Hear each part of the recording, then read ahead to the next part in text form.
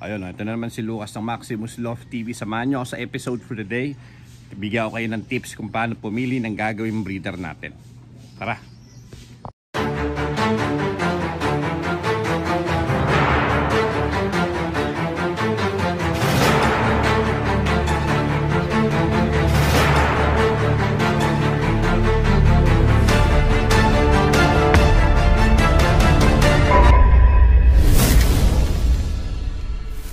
So guys, lilinawin ko lang itong mga sasabihin kong tips about sa pagpili ng mga breeders natin ay tips lang. Wala pong perfectong sistema pero hopefully makatulong lalong-lalo na sa mga newbie natin na fans here na nakikinig at nakapanood ng video na to. Unang-una guys, siguro alamin po natin kung ano yung goal natin sa pag-breed. Dapat alamin mo kung ano bang klase ng breeder ang gusto mong i-breed, ano bang mga ibon ang gusto mong ipunin sa loob mo. So, mamimili ka. Saan ka ba lalaban? Long distance ba? Middle distance? Pooling, or kung gusto mo makabenta ng magagandang klase ng lahi ng ibon, well, nasa sayo yan. Ngayon, pang alaalaga lang din, okay lang din naman. Ano nga ba ang kahalagahan na may maganda at maayos kang breeder? Alamin mo kung anong klase ng ibon ang gusto mo i-breed, especially sa mga pangkarerang kalapati. Saan ka ba kakarera? Tanong mo sa sarili mo, gusto mo bang kumarera sa derby? Gusto mo bang kumarera na middle distance? Yun yung mga fan race, or kung gusto mo pooling lang, ito yung mga karera na ginaganap before ng derby. Usually mga mabilisan niya, maikli lang yung liparan. So alin sa mga yan ang gusto mong salihan? So yun ang unang-unang mong dapat alamin.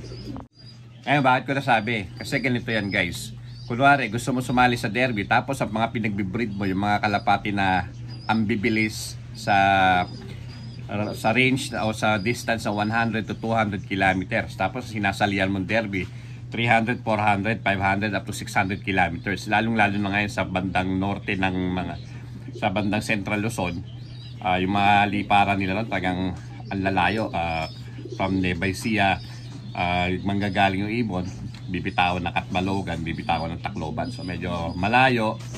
Tapos ang gamit mong ibon, magtataka ka, bakit naman kasi hindi nag-uuwian? Yung pala, yung ibon na range na ginagamit mo is pangmalapitan lang pala. Mabibilis sila sa training, ang bibilis, pero pagdating sa gitna or dulo, nawawala. And vice versa, baka mamaya naman, lumalaban po tayo ng pooling, tataya ka sa pooling 100, 150 kilometers, 200 kilometers. Tapos ang pinagbibili mong ibon, yung mga imported na mga pang long distance, o galing sa mga derby races, yung mga lahi. So, dapat angkop yung ibon na gagamitin mo sa karerang lalaruan mo. So, yun ang unang-una. Siyempre, pangalawa, importante din yung health or yung kalusugan ng ibon. Pero nga ibon mo, maganda lahi, nagpapadalo yung lahi, ang mahal ang bili mo, hindi mo naman kaya i-handle, tapos masyado siyang medyo napapabayaan yung health, konting kibot, kakasakit. Medyo dihado po tayo sa ganun. Sa mga importanteng part ng breeding ay yung pagtingin natin sa physical trait ng ibon. Andyan na papasok yung kursunada mong kulay, size ng ibon, body conformity or hipo ng ibon at tindig ng ibon. Yan, medyo may mga breeder na meticuloso sa ganyan. Part ng physical trait ng ibon, iba tinitingnan nila sa mata ng ibon. May taong mas gusto nila yung buntot ng ibon is naka-ganon, one piece kumbaga, pintail, single pintail kung tawagin, meron naman buhagang yung buntot. So nasa sa inyo na yan.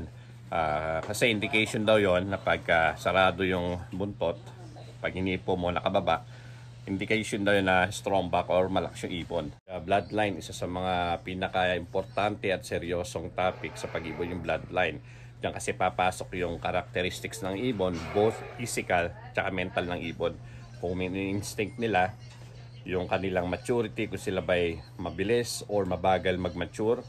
Andyan din papasok yung typical na kulay ng ganitong klase ng bloodline, etc. etc. So dapat isa sa mga isaalang-alang mo sa pagpili ng magandang bloodline, bukod sa magandang bloodline, titingnan mo rin kung kanino at sino yung source ng pinagkulang mong ibon. Baka kasi mamaya mabiktima ka ng mga kwento-kwento sa online na ganito daw ang bloodline, ganyan daw ang bloodline, pero pag silip mo, ang layo naman sa katotohanan.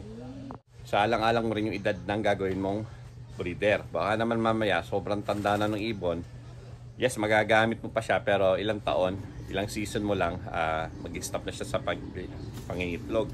Especially dito sa hena, sa kak, medyo basta kayang sumampa, nagsisimilya, kahit matanda ibon, okay lang.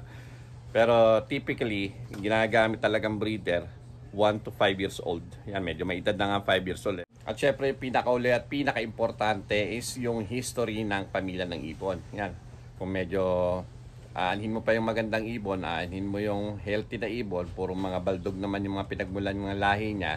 So, especially kung lalaban ka ng derby, kalaban mo 3, 4, 5 hanggang 7,000, 8,000 birds sa derby. Tapos ipapasok mo lang yung basta-basta lang. So, mas maganda yung history ng ibon. So, kung may budget din lang naman, bili mo na yung mismong breeder na nag-produce ng winner. O di kaya, yung mismong winner na, yung nag-champion mismo na ibon. Kung pwede rin yung kasama sa overall, or yung kapatid or anak ng mga winners. So, sa mga ganitong paraan, medyo mapapataas natin ang chance natin na manalo sa darating na races. Especially, kung yung hawak ko talagang bloodline is yun yung mga primerang bloodline na gamit nung pinagbilan mo.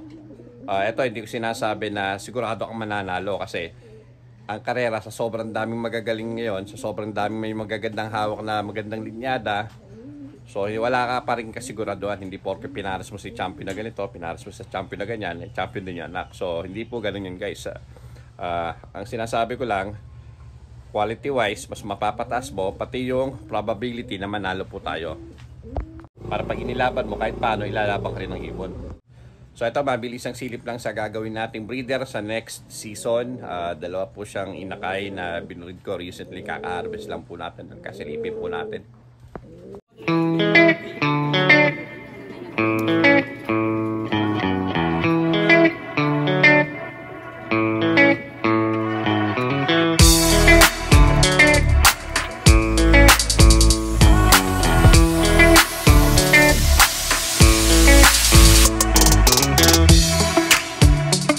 So guys, ito bonus tip bago po tayo magpaalam. Pag bibili po kayo ng ibon, huwag kayong masyadong mag-focus sa katitingin sa mata ng ibon. Tingnan nyo yung mata ng kausap nyo, yung pagbibilan nyo ng ibon. Baka mamaya kasi madaan ka lang sa kwento. Sabihin, ganito bloodline yan, ganito history yan, wala namang pruweba. So mas maganda, tumingin ka mismo sa mata ng kausap mo. Baka mamaya kasi ma-show pa zone ka. Yung sinabi nilang binaula-bola ka lang, asadong-asado ka naman, makatipid ka lang, nadala ka sa kwento. Ako mas gusto ko personally, so long as yung ibon wala siyang physical defects, hindi masyadong malaki, hindi masyadong maliit, kataman-taman lang, okay na sa akin yung gano'n. Basta maayos ang history ng ibon, maganda bloodline at maganda ang pagkakabreed. Uli, ito po si Lucas ng Maximus Love TV. Salamat po sa panonood. Hanggang sa susunod na video natin. Like and subscribe yun na yung page natin guys.